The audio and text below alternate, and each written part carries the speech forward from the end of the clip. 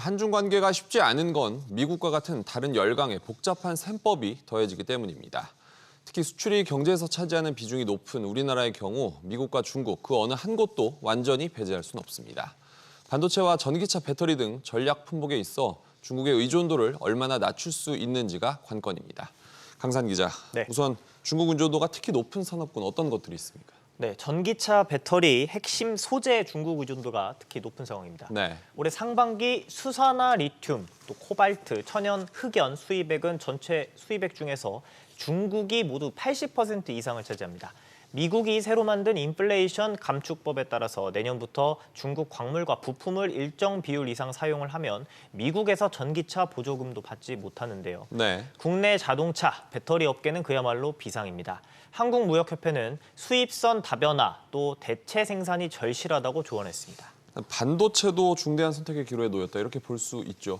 그렇습니다. 지난해 우리나라 반도체 수출액 중 중국의 비중은 약 39%, 여기 홍콩까지 포함하면 60%에 육박했습니다. 네. 삼성전자는 중국 시안의 낸드 공장을, SK하이닉스는 중국 우시의 디램 공장과 라오닝성 다롄의 낸드 공장을 각각 운영을 하고 있습니다.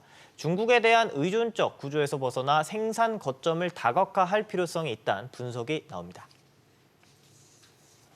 세계적인 분위기상 그 생산 공장들이 중국에서 벗어날 때 자연스럽게 우리도 탈중국화가 같이 되는 거죠. 소비 시장이 바뀌어야 되는 거기 때문에 우리가 소비 시장을 개척을 한다는 것.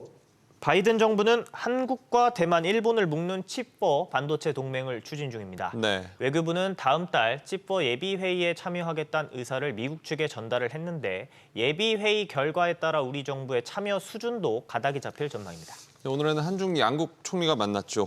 일단 최대 화두는 뭐였습니까?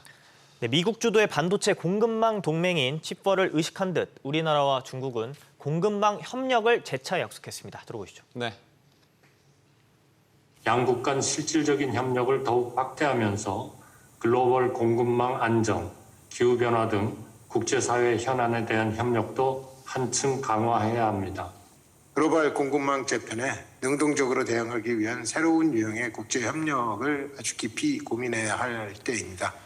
중국 경제사령탑 리커창 중국 국무원 총리는 한중이 신용을 지키고 화목을 견지해야 한다고 강조했습니다. 네. 칩4 가입은 중국 의존도가 높은 소재, 또 원자재를 비롯한 다른 분야의 보복 대응을 부를 수도 있는 만큼 정부의 외교 정책이 시험대에 오른 상황입니다. 어떤 셈법으로 접근할지 한번 지켜보겠습니다. 강 기자, 잘 들었습니다. 네.